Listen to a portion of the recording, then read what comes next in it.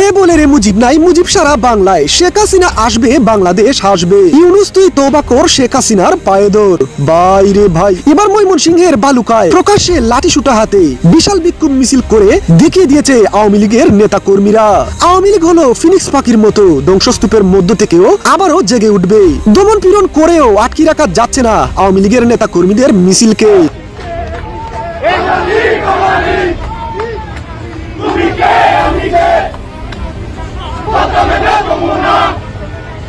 রাজপথে ইউনুস সরকারকে বুড়ো আঙ্গুল দেখিয়ে একের পর এক দুঃসাহস দেখাচ্ছে আওয়ামী লীগের নেতা কর্মীরা।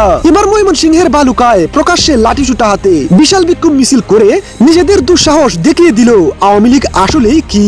এবার হয় এসপার নয় অসপার।